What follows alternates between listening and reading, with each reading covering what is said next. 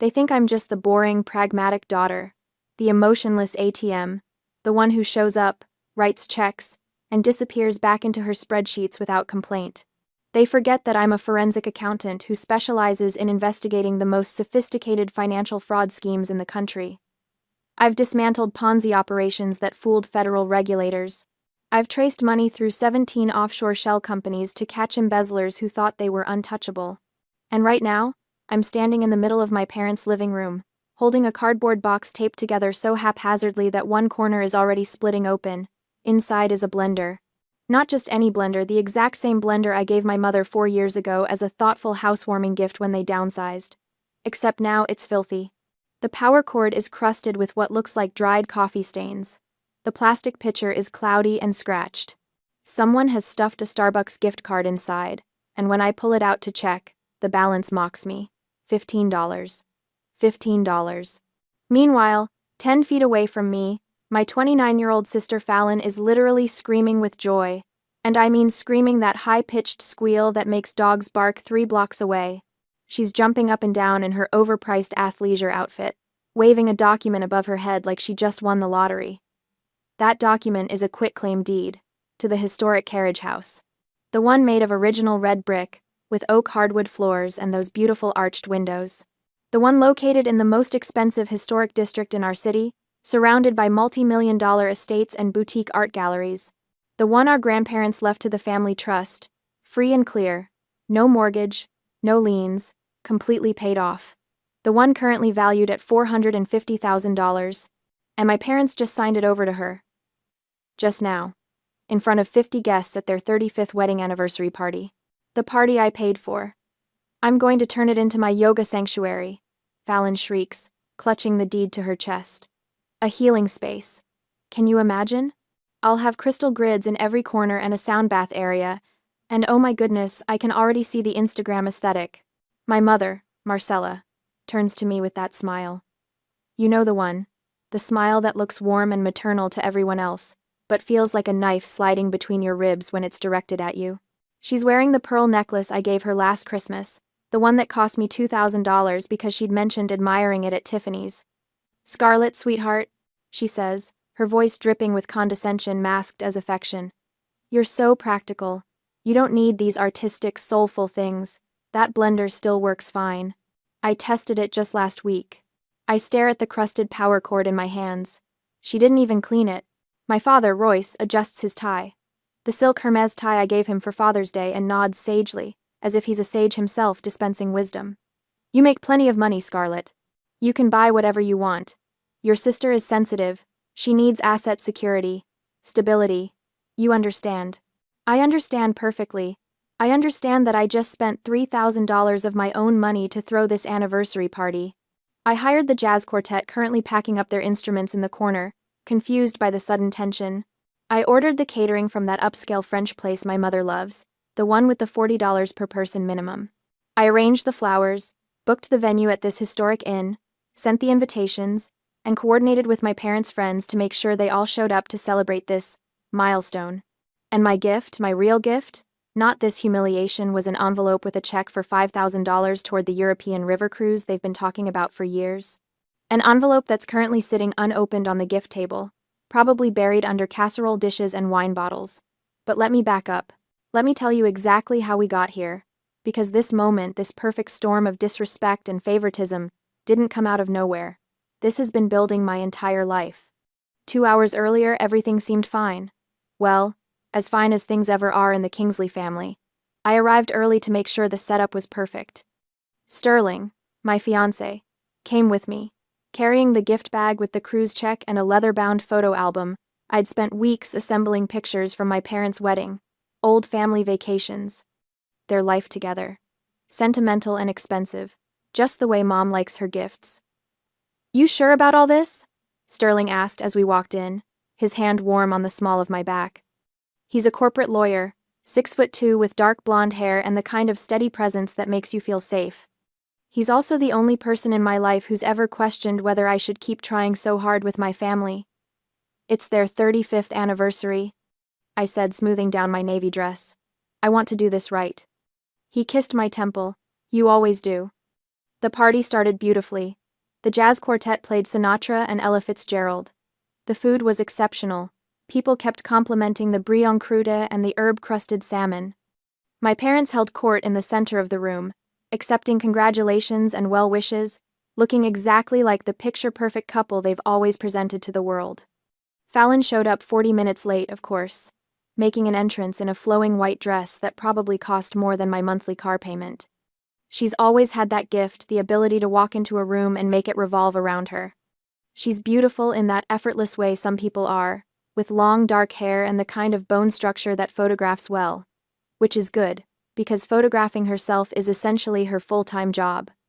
Or it was supposed to be. The influencer career never quite took off the way she'd planned. Last I'd heard, she had maybe 8,000 followers, most of them probably bots. But that doesn't stop her from treating every moment like it's content for her non-existent brand. She air-kissed me, not even touching my cheeks, just making the sound near my face, and immediately started circulating, phone in hand, taking selfies with the floral arrangements I'd ordered. I should have known something was wrong when Dad clinked his glass halfway through dinner. "Can I have everyone's attention?" he called out, standing up with that broad smile he uses when he's about to make an announcement. Mom stood beside him, her hand on his arm, both of them glowing with whatever secret they were about to reveal. My stomach tightened, but I told myself it was nothing. Maybe they were renewing their vows. Maybe they were announcing the cruise I'd just funded. Maybe. "Marcella and I have been thinking a lot about legacy lately," Dad said, his voice carrying that practiced, authoritative tone. He's always been good at commanding a room. It's what made him successful in commercial real estate before he retired. About what we want to leave behind for our girls. And we've decided not to wait until we're gone. We want to see our daughters enjoy their inheritance now, while we're still here to share in the joy. Oh no. "Fallon, sweetheart, come up here." My sister practically floated to the front, all glowing skin and excited energy. I watched from my seat, Sterling's hand finding mine under the table, squeezing gently.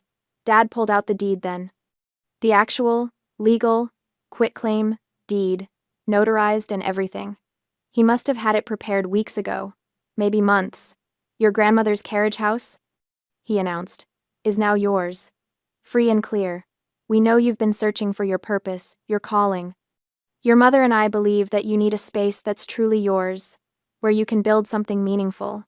A healing studio, a yoga sanctuary, whatever speaks to your soul." The room erupted in applause. People were congratulating Fallon, who was crying pretty tears that somehow didn't ruin her makeup. Mom was beaming. Dad looked proud enough to burst. And I was doing math. $450,000. That's what the carriage house is worth. I looked it up last year when I was curious about property values in that neighborhood. It's a unique property, original 1,890 construction, meticulously maintained by my grandmother until she passed, located on a corner lot in the historic district where properties rarely come on the market. The architectural details alone make it valuable. Exposed brick, original timber beams, those tall arched windows with the wavy glass. Fallon, who has never held a job for more than 6 months. Fallon, who still asks Mom to make her doctor's appointments. Fallon, who literally called me last year to ask how to file taxes. They just gave her a $500,000 asset. "Scarlett, honey, come here." Mom called, and I stood up on legs that felt numb, walking to the front like a prisoner approaching the gallows. That's when she bent down and pulled out the cardboard box from under the gift table. I recognized it immediately. The shape, the size, the way the tape was yellowing at the edges. My hands opened it automatically, even though some part of my brain was screaming at me to stop, to run, to refuse whatever humiliation was coming. The blender sat there, grimy and pathetic, with that $15 Starbucks card stuck to the pitcher with what looked like dried honey. "I thought you could use this," Mom said brightly, like she was giving me something precious. "You're always so busy with work. This will help with those breakfast smoothies you're always talking about. And the gift card is for your coffee. I know how much you love your lattes." The room went quiet. I could feel 50 pairs of eyes on me, watching, waiting to see how I'd react. Dad leaned in, his voice lower now but still audible to the front tables. "You make plenty of money, Scarlett. You can buy whatever you want. Your sister is sensitive. She needs asset security. You're strong. You don't need things like this to feel valued." Strong. That's always been the word, hasn't it? strong, independent, practical, self-sufficient. Translation: you don't need love, attention, or fairness because you're too busy being useful. I looked at Fallon, still clutching her deed, still crying her pretty tears. I looked at my parents, so pleased with themselves, so certain they'd done the right thing. And something inside me, something that had been bending and bending for 33 years, finally snapped. Not broke, snapped. There's a difference. When something breaks, it's weak, it's destroyed, it can't be used anymore. When something snaps, it becomes a weapon. I set the box down on the gift table with exaggerated care. Then I pulled out my phone, right there in front of everyone, and called the catering company. "Hi, this is Scarlett Kingsley," I said, my voice perfectly calm. "I need to cancel the payment authorization for tonight's event. Yes, I know the party is happening right now. I'm revoking my credit card authorization." Immediately. Mom's face went white. "Scarlett, what are you?" I held up one finger. Wait, and continued with the venue coordinator. "Same thing. I'm canceling my payment. The party hosts will need to settle the bill themselves. Thank you." The jazz quartet stopped playing mid-song. I picked up the dirty blender, held it up so everyone could see the crusted cord, the grimy pitcher, and enunciated each word with crystalline clarity. "I think you two will need this to pulverize your hopes of me funding your retirement." Then I walked out. Sterling grabbed our coats and followed without a word, and by the time we reached my Audi Q5 in the parking lot, I could hear the chaos erupting inside. Raised voices. Mom's protests. The venue coordinator demanding payment. Not my problem anymore. "You okay?" Sterling asked as I started the engine, my hands perfectly steady on the wheel. "I'm free," I said. And I meant it. That was the moment right there in that parking lot with the sounds of my parents' anniversary party collapsing behind me that I stopped being their ATM. But that was just the beginning. Because they don't know that I'm not just a boring number cruncher. In my line of work, we have a saying: the math doesn't have emotions, and neither does the audit. I've spent 10 years tracing hidden assets for the FBI and dismantling corporate frauds. I don't need to scream, or fight, or beg for respect. I just need to open the books. And their books are wide open. 18 months of blessed silence have passed since I walked out of that anniversary party. 18 months of not speaking to my parents or my sister. No calls, no texts, no awkward family dinners where I smile and pretend everything is fine while being treated like a convenient bank account with legs. 18 months of building my life exactly the way I want it. Sterling and I bought a penthouse downtown, 2,000 square feet of floor-to-ceiling windows and modern design, with a view of the city skyline that makes every morning feel like victory. We furnished it ourselves, choosing every piece together. No hand-me-downs, no guilt-laden family heirlooms that come with strings attached.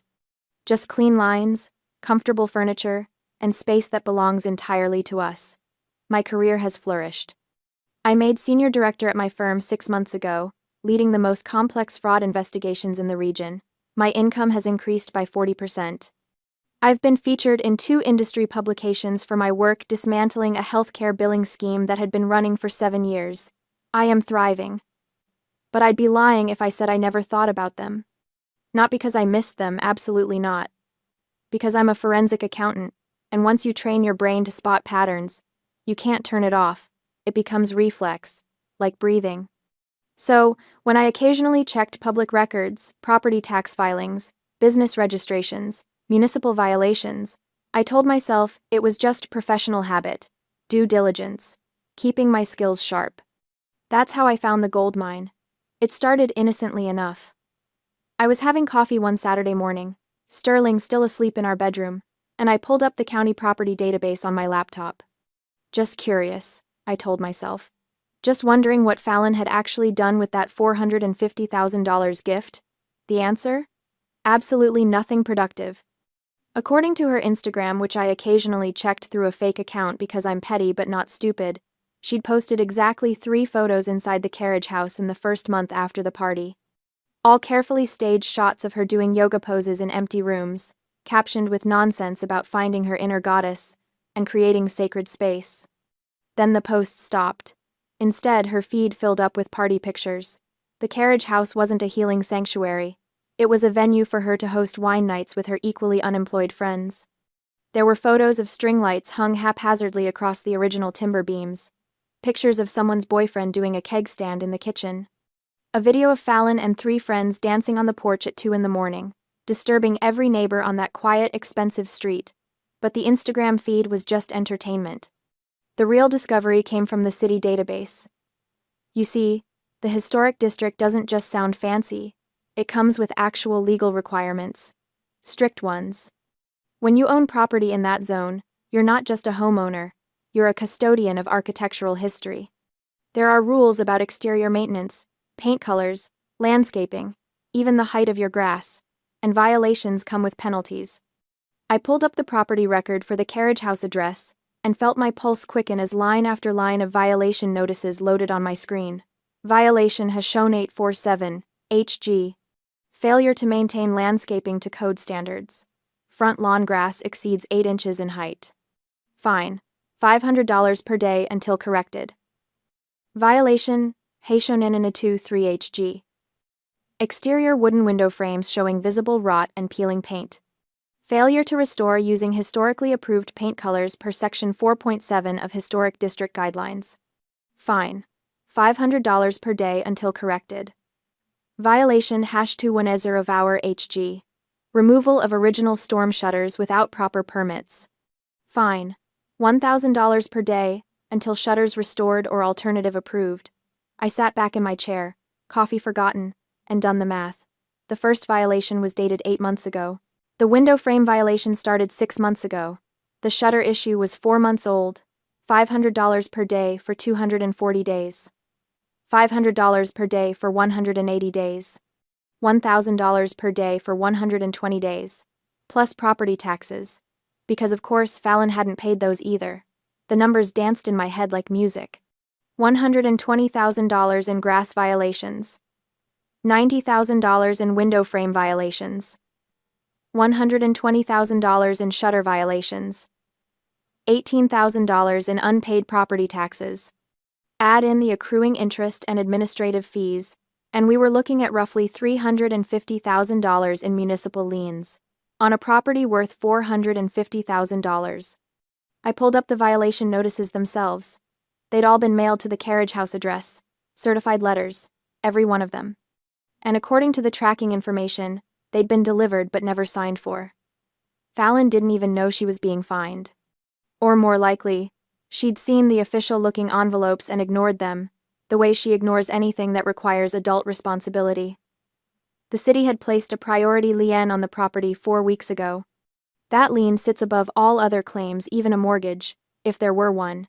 It means the city gets paid first, before anyone else, if the property is sold or foreclosed. I sat there in my beautiful penthouse, sunlight streaming through the windows, and smiled. Because here's what Fallon and my parents don't understand about the world. Debt doesn't disappear because you ignore it. It grows, it compounds, it becomes something alive and hungry. And the city doesn't care about your feelings or your potential, or your healing journey. The city wants its money. I spent the next 2 weeks researching municipal lien purchases. It's not as common as buying defaulted mortgages, but it's legal, and it's powerful. When someone fails to pay city fines or taxes, the municipality can sell that debt to private investors to recover the money immediately. And once a private investor owns the lien, they have extraordinary power. They can foreclose, they can force a sale, they can negotiate settlements, they can make someone's life very, very difficult. I formed the LLC on a Tuesday. M-A-R-S, capital, LLC, standing for Municipal Asset Recovery Services.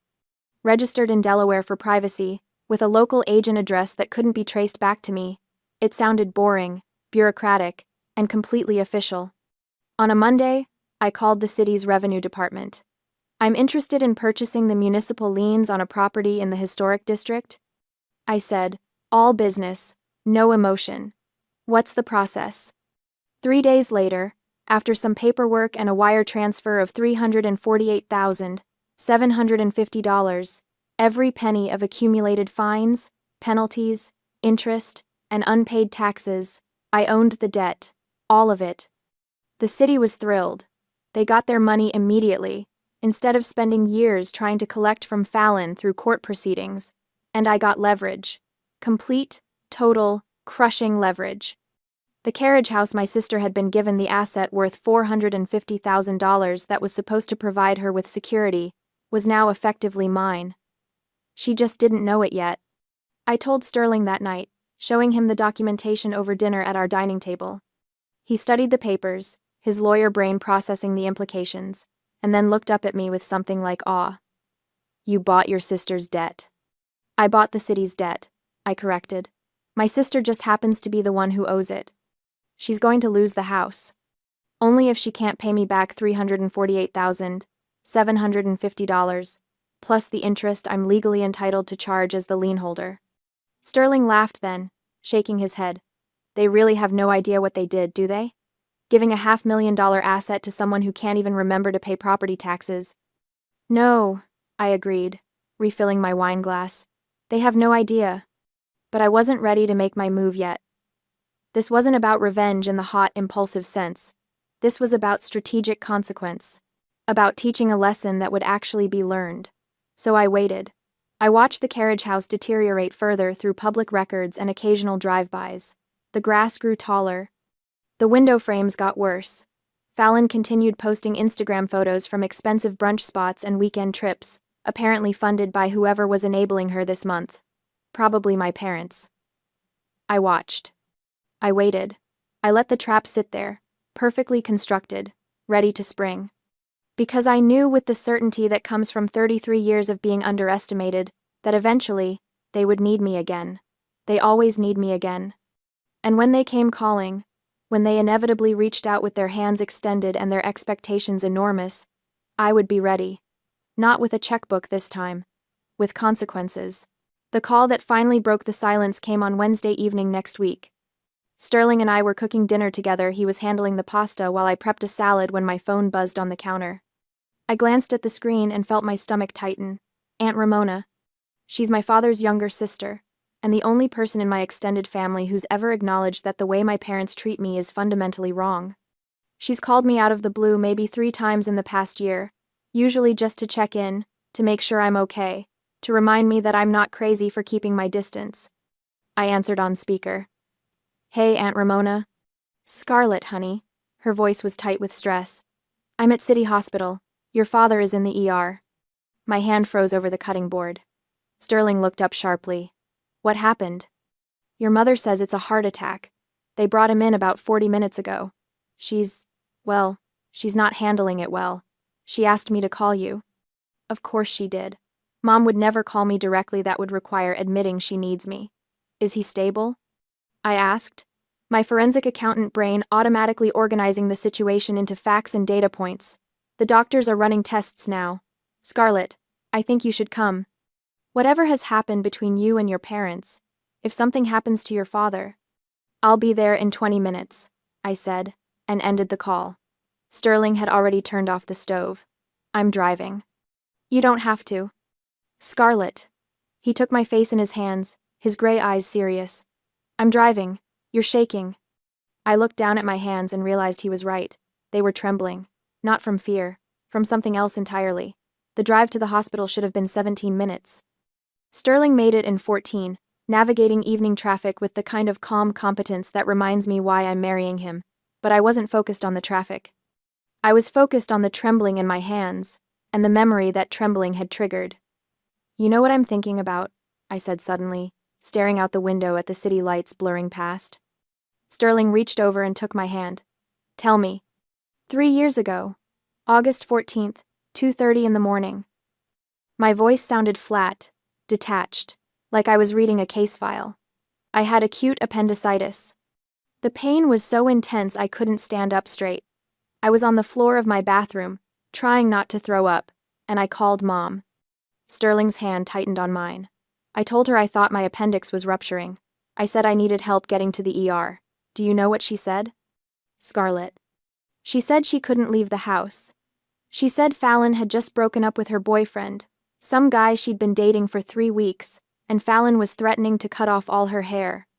Mom said she couldn't take her eyes off her for even a minute because Fallon was having a crisis. The words were coming faster now, a dam breaking after years of pressure. She told me to call an Uber. She said I was capable and strong and I'd figure it out. So I did. I called an Uber, and some guy named Marcus drove me to the emergency room, while I held a trash bag in my lap in case I threw up. I admitted myself.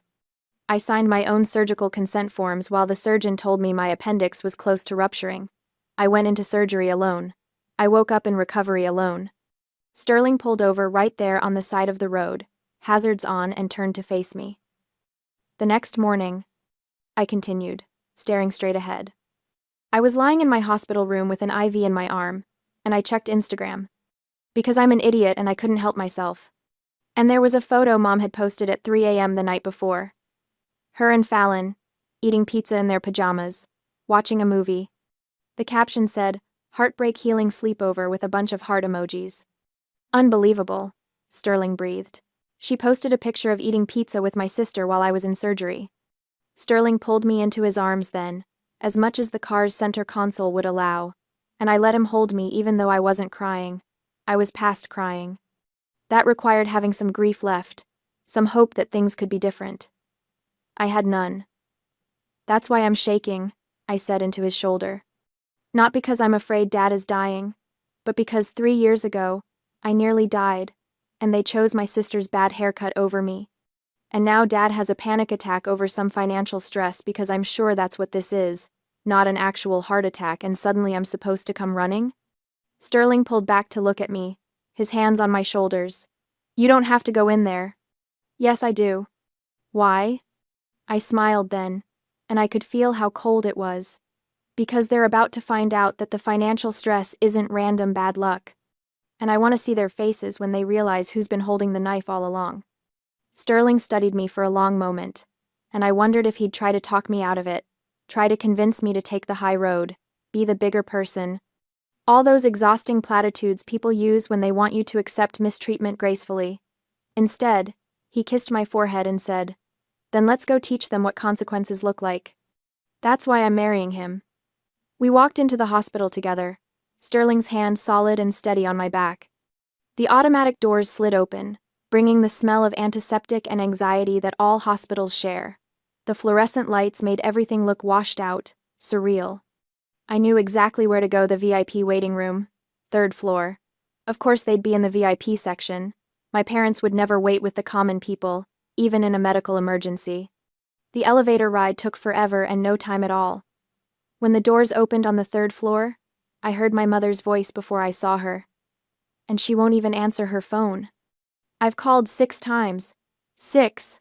After everything we've given her, after we raised her, fed her, paid for her education. Aunt Ramona's voice cut through, tired and firm. "Marcella, maybe she didn't answer because you haven't spoken to her in 18 months except to..." There she is. Mom had spotted me. She came rushing down the hallway, her hair slightly disheveled, mascara smudged under her eyes. She was wearing the cashmere cardigan I'd given her 2 Christmases ago. She reached for me like she was going to hug me, and I stepped smoothly to the side, letting her momentum carry her past me. Sterling moved subtly to block her from trying again. "How's Dad?" I asked, my voice professionally neutral. "Oh, now you care?" Mom's grief transformed instantly into anger. "Now you decide to show up? After abandoning your family for over a year? After humiliating us at our anniversary party? After..." "Marcella." Dad's voice came from the waiting room doorway. He looked pale but steady, standing on his own 2 feet. "That's enough." Not an actual heart attack then, just as I'd suspected.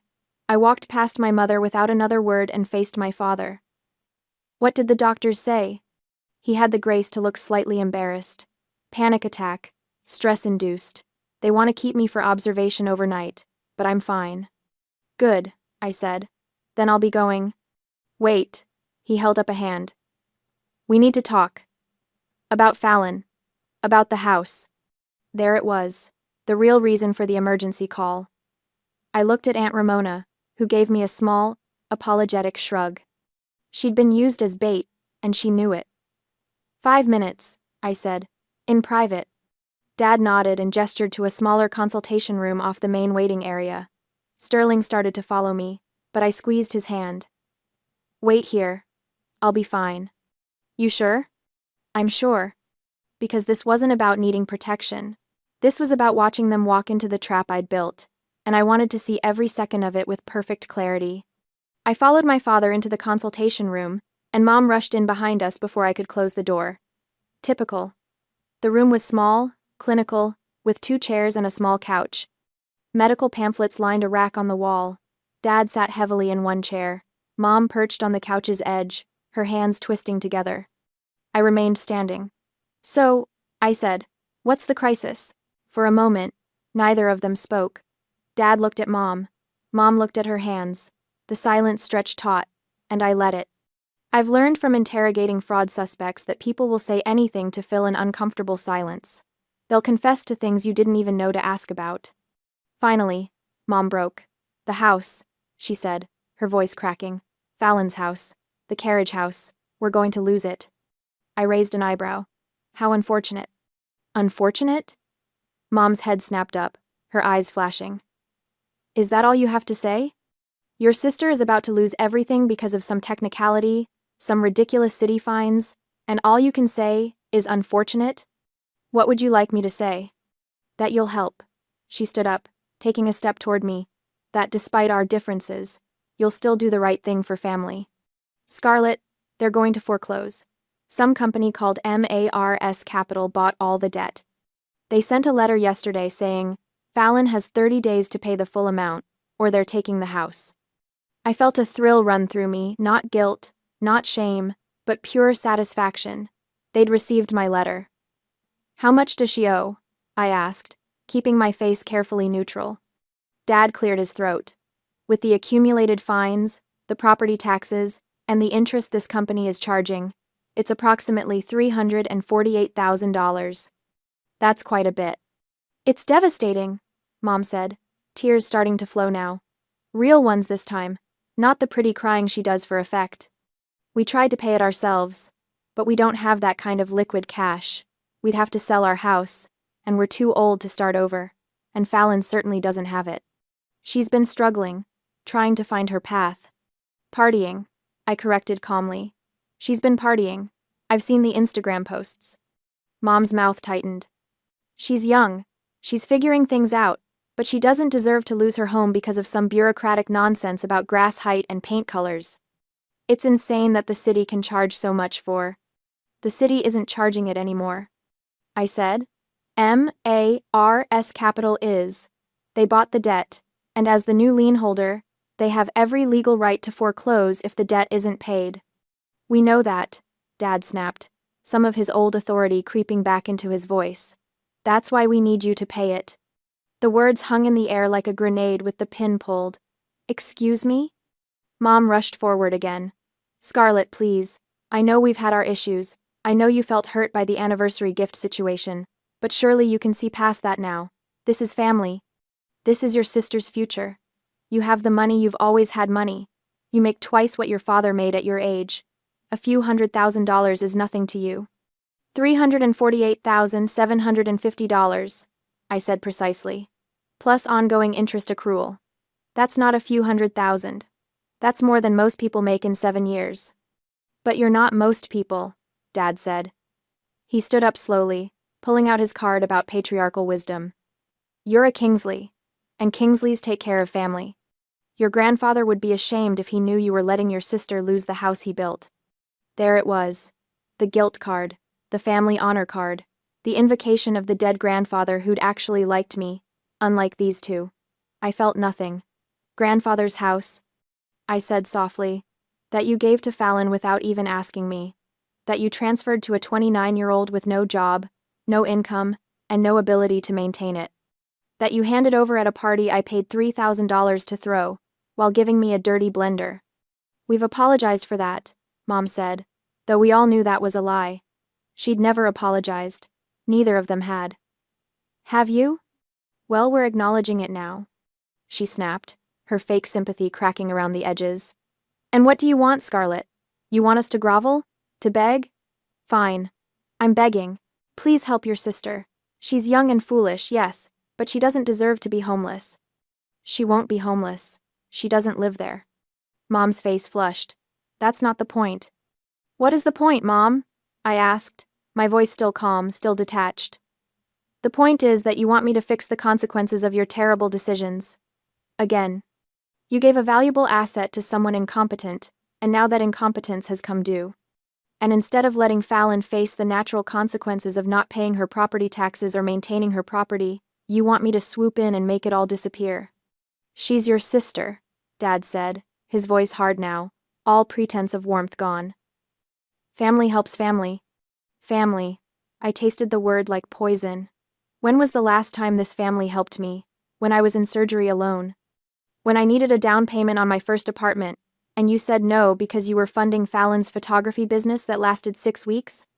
When I graduated top of my class and you missed the ceremony because Fallon had a yoga retreat? You never needed help, Mom said, and there was actual resentment in her voice now.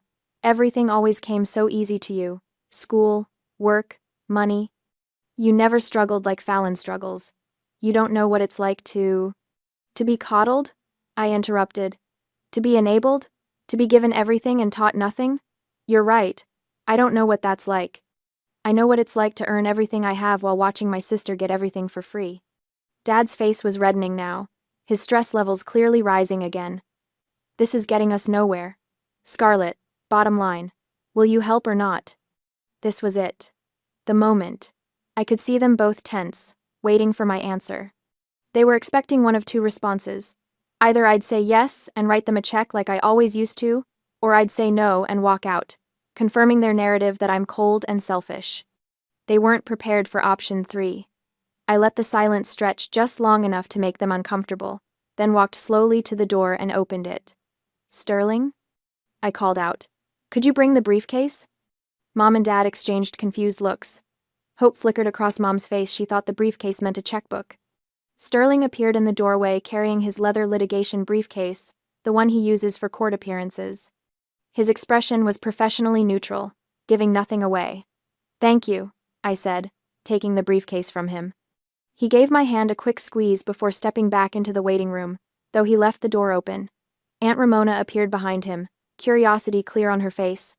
I set the briefcase on the small table and opened it with deliberate slowness. You want my help? I said, not looking at them, focusing on the briefcase locks. You think I should just write a check for $348,750, plus interest, to save Fallon from her own negligence? Yes, Mom breathed. Yes, exactly. But, here's what you don't understand. I pulled out the first document. I've spent 18 months learning exactly how much damage financial irresponsibility can cause.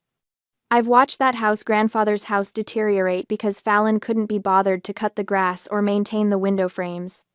I laid the document on the table. It was a printout of all the municipal violations, complete with photos the city inspector had taken. The overgrown yard, the rotting window frames, the missing shutters. Dad's face went pale as he looked at the images. I've watched her treat a $450,000 asset like a party venue, I continued, pulling out more documents. Instagram printouts, photos of beer cans on the historic porch, videos of her friends climbing on the original timber beams. Where did you get these? Mom whispered. Instagram is public, Mom. Anyone can see them, including the Historic Preservation Board, who I'm sure would be fascinated to see how Fallon has been treating this protected property. I pulled out the next stack. Property tax records, violation notices, the escalating fines. Fallon received 17 certified letters from the city, I said. 17 warnings that she was in violation. 17 chances to correct the problems before the fines became catastrophic. She ignored all of them. She didn't know, Mom started. She didn't care, I corrected. There's a difference. And now the bill has come due. I pulled out the final document, the one I'd been building to. The M.A.R.S. Capital LLC purchase agreement with the city. This, I said, laying it carefully on top of the pile, is the proof that someone bought Fallon's debt from the city 3 months ago. All $348,750 of it. Dad reached for the document, his hands shaking slightly. His eyes scanned the legal text, the transaction details, He stopped breathing. What? Mom demanded. What is it? But Dad had found it, right there in the corporate registration documents I'd helpfully included. M.A.R.S. Capital LLC, registered agent, Sterling J. Bennett, attorney at law. Officers of the corporation. You, Dad whispered, looking up at me with something I'd never seen in his eyes before. Fear. You bought the debt.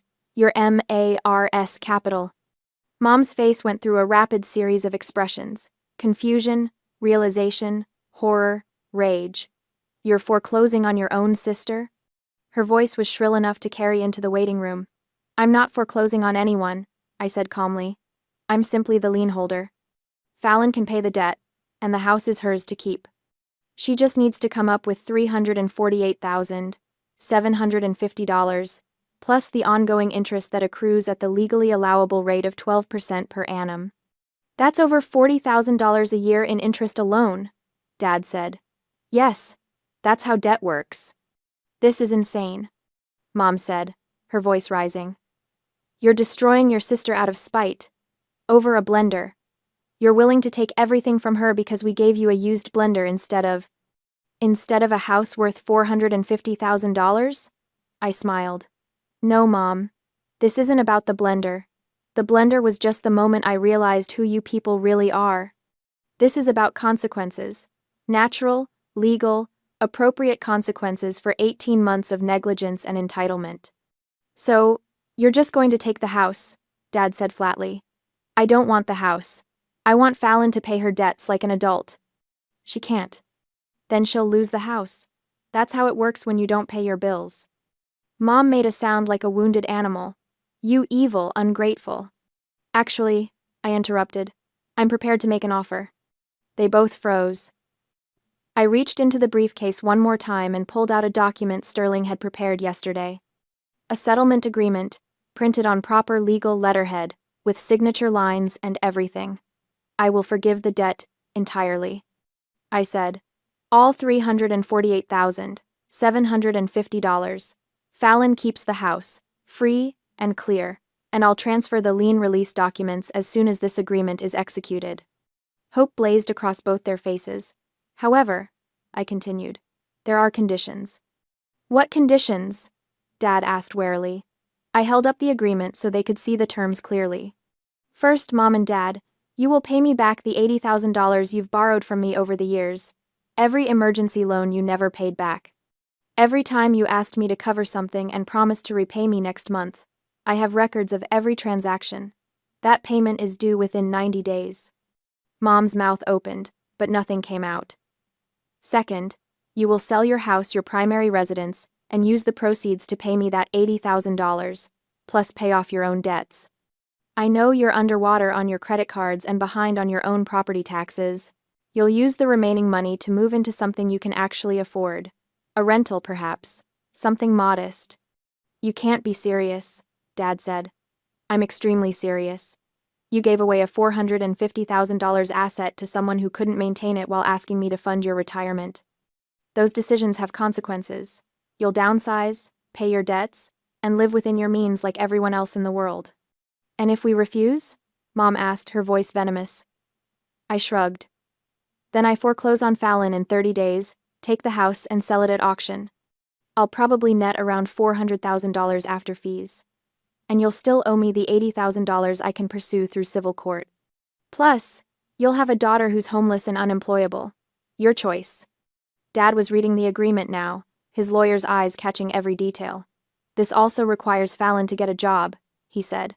Any job. Within 60 days. Yes, she needs to demonstrate that she's capable of supporting herself like an adult. The job just has to be documented. Employment taxes, pay stubs, the works. She'll never agree to this, Mom said.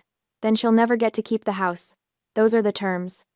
I placed the agreement on the table between us, along with a pen. You have 48 hours to decide, I said.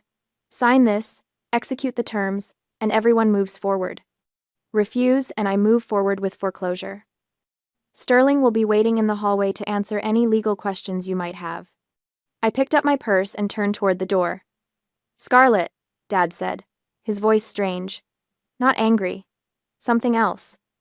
When did you become this cold? I looked back at him, at both of them, sitting in that sterile consultation room surrounded by evidence of all their failures. I'm not cold, I said quietly. I'm just done being warm for people who'd rather burn me for heat than build their own fire. And I walked out, leaving them with the agreement, the evidence, and the choice. Sterling was waiting for me, his hand immediately finding mine. How'd it go? He asked quietly.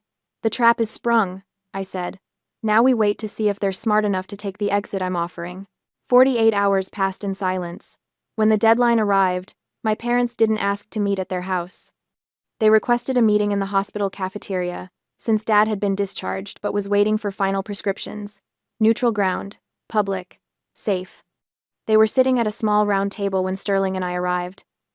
Fallon was there too, wearing large sunglasses and looking bored, scrolling through her phone. Mom and Dad didn't look defeated, though. They looked oddly confident. Dad had a folder in front of him, not the one I gave him, but a new one. We're glad you came, Dad said, gesturing to the empty chairs. He didn't stand up. Do you have the signed agreement? I asked, remaining standing. We have an agreement, Dad corrected, tapping the folder. A counteroffer. We've reviewed your terms, Scarlett, and frankly, they're draconian. We are willing to pay back the $80,000 over a 5-year period. But we will not be selling our home.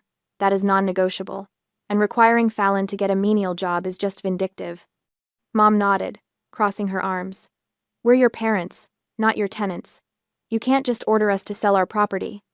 And if you try to foreclose on the carriage house, we've spoken to a lawyer friend. He says we can tie this up in probate court for years. It's a family dispute. Judges hate these things. You'll spend more on legal fees than the debt is worth. They stared at me, smug and self-assured. They thought they had called my bluff. They thought the worst I could do was a civil lawsuit. I looked at Sterling. He didn't smile, but his eyes were dancing. Actually, I said, my voice cutting through the cafeteria chatter like a blade through silk. There's something we need to discuss before we talk about civil court. I reached into my bag and pulled out a manila folder. I didn't slam it down. I placed it gently on top of Dad's counter-offer. Do you remember this? The quitclaim deed you had me sign? Mom frowned. What does that have to do with anything? Let me refresh your memory. I flipped it open. Line 37. Declared property value. $25,000. That's what you put down to avoid gift tax implications. Dad waved a hand dismissively. That's standard practice. Everyone does that. Everyone commits tax fraud? I tilted my head. Interesting defense strategy. It's not fraud, Dad scoffed. It's creative accounting. The IRS disagrees, I said. You see, the problem is that the carriage house isn't worth $25,000. It never was. The market appraisal, the one I had done 3 months ago, by a certified independent appraiser values that historic property at $450,000. I let the number hang in the air. That is a $425,000 gap, I continued, my voice dropping to a dangerous whisper. Which constitutes major tax fraud under federal law. IRS Code Section 7201. Willful attempt to evade tax carries a penalty of up to 5 years in federal prison and fines up to $250,000 per person. The smugness evaporated from their faces instantly. Dad's hand froze on his folder. Fallon looked up from her phone, sunglasses sliding down her nose. You wouldn't... Mom stammered. You threatened to tie me up in court for years, I said coldly. You thought this was a civil dispute about a debt. It's not. This is a criminal matter waiting to happen. Sterling stepped forward, his voice low and professional. Here is the reality facing you right now. If Scarlett proceeds with foreclosure, the deed becomes part of the public court record. The IRS monitors foreclosure filings for exactly this kind of discrepancy. They will audit you. They will find the fraud. And given the amount, they will prosecute. However, Sterling continued, if the settlement agreement Scarlett provided 2 days ago is signed unaltered, the lien is released. There is no foreclosure, no public filing. The deed remains internal. I slid my original agreement across the table, covering their pathetic counter-offer. So, I said, you have 2 choices. Option A, you stick to your counter-offer, I foreclose, and you explain to a federal judge why you lied about $425,000 in assets. Option B, you sign this. Right now. You sell your house, pay me back, and Fallon gets a job. Dad looked at the document, then at me. He looked older than he had 2 days ago. He realized, finally, that he wasn't negotiating with his daughter. He was negotiating with an auditor who had found the one error he couldn't hide. "You'd really send us to jail?" he whispered. "You'd really rob me to fund her?" I countered, pointing at Fallon. "Sign the papers, Dad." He picked up the pen. His hand was shaking. He signed. Then he pushed it to Mom. She was crying silently, but she signed too. "You're a monster," Fallon hissed. "This is blackmail." "No, Fallon," I said, taking the signed papers. "Blackmail is illegal. This is just an audit." I checked the signatures. "Perfect. You have 90 days to list the house," I told them, putting the folder back in my bag. "And Fallon, start updating your resume. I hear Starbucks is hiring." I turned and walked out of the cafeteria without looking back. Sterling fell into step beside me. "That went well," he murmured. "It went exactly as calculated," I said. And for the first time in 18 months, I didn't just feel free. I felt finished. 2 months crawled by like years in reverse as I watched the final phase of my plan unfold. I tracked everything with the obsessive precision that made me excellent at my job. The Realtors listing went live in week 1, open houses in week 3, multiple offers by week 5. Dad and Mom accepted a cash offer in week 7, 10,000 below asking, but they were desperate and it showed. The closing happened on a gray Tuesday morning. At 10:47 a.m., my phone buzzed with a bank notification. Wire transfer received. $80,000. I stared at that number for a long moment. $80,000. Every penny I'd given them over a decade, returned in full. It should have felt like victory. Instead, it felt like the end of a chapter I'd been trying to close for 18 months. But the book wasn't finished yet. I picked up my phone and dialed Sterling. "It's done. They paid." "Congratulations," he said warmly. "How do you feel?" "Like I have one more thing to do." I hung up and made my second call to the foreclosure processing company I'd hired 6 weeks ago. The Kingsley property on Heritage Lane. Proceed with eviction. Today. Fallon had exactly 0 days to be surprised. She'd had 2 months to come up with the maintenance fees, 2 months to get a job, 2 months to prove she was anything other than a parasite in designer yoga pants. She'd done nothing but post increasingly unhinged social media rants about toxic family members and karmic justice. Well, karma had arrived, and she was dressed in a sheriff's uniform. I drove to the carriage house one last time, Sterling next to me, parking my Audi Q5 across the street where I could watch. The sheriff's vehicle was already there, along with a moving truck I'd arranged. Professional, efficient, merciless. The front door opened. I could hear Fallon before I could see her. "You can't do this. This is my house. My sanctuary." The sheriff, a patient-looking woman in her 50s, held up the eviction notice. "Ma'am, this is a legal foreclosure. You have 10 minutes to collect personal items. Everything else stays." "No, no!" Fallon's voice climbed to a shriek. "Call my sister. She can't do this. Mom and Dad already paid her back. She got her money." I stepped out of my car and walked toward them slowly, deliberately. Fallon's eyes locked onto me, and the expression on her face was somewhere between betrayal and pure rage. "You!" She lunged forward, but the sheriff blocked her with one arm. "You evil witch! They paid you everything, everything." I stopped at the bottom of the porch steps, looking up at my sister, my baby sister, who I'd once protected from bullies in middle school, who I'd taught to ride a bike, who'd asked me to braid her hair before her first dance. "That money," I said calmly, "paid for your sister's past. This house pays for your laziness." "What are you even talking about?" Fallon screamed.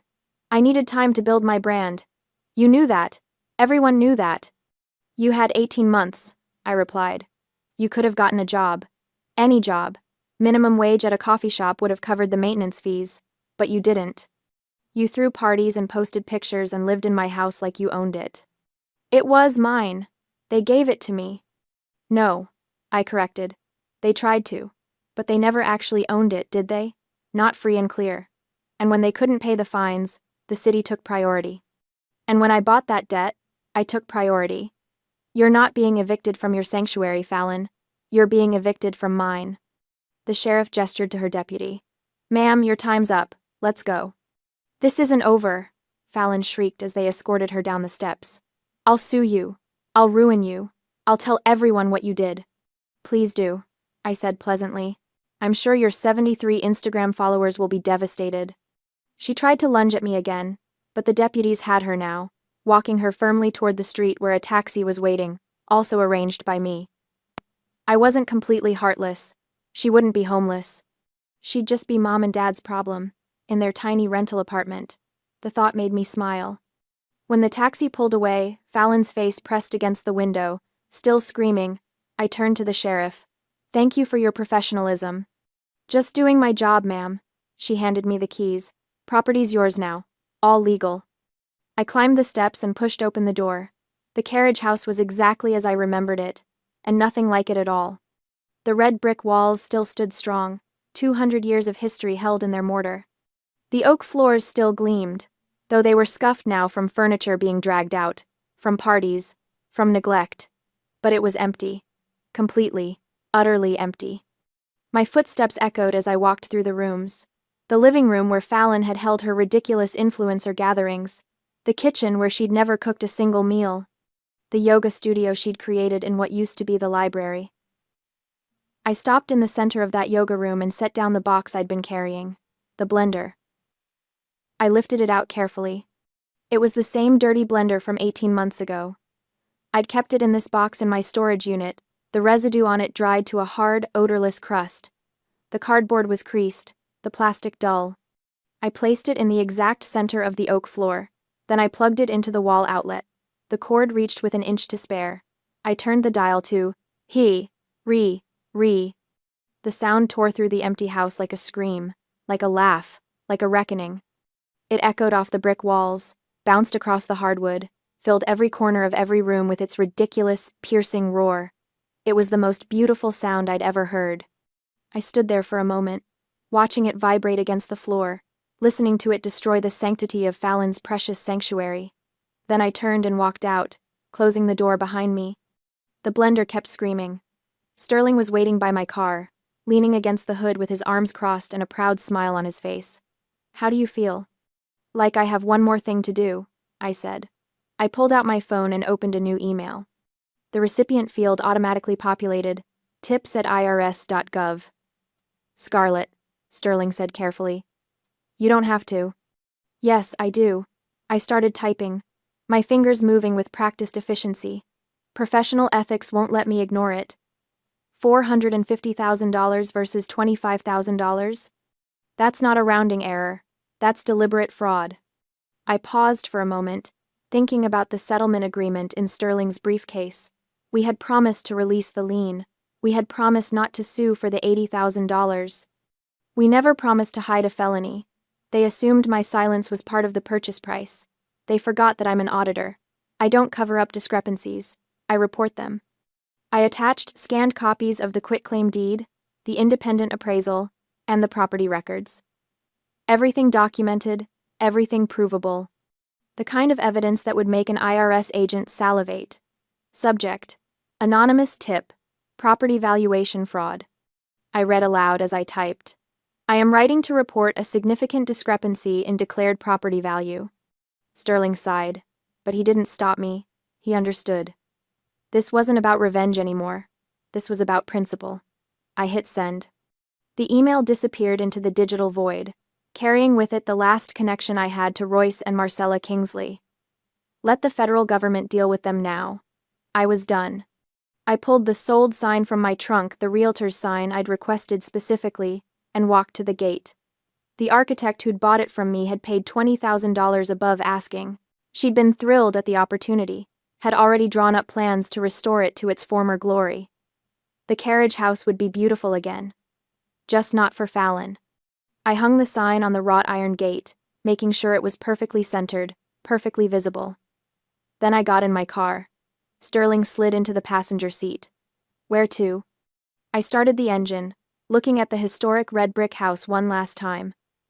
Behind those walls, a dirty blender was still screaming on an empty floor. The sound of everything they'd given me, Everything they'd taken, everything they'd never understood about who I was and what I was capable of. Home, I said. And I drove away, leaving the past, the toxic family, and the roaring blender behind forever.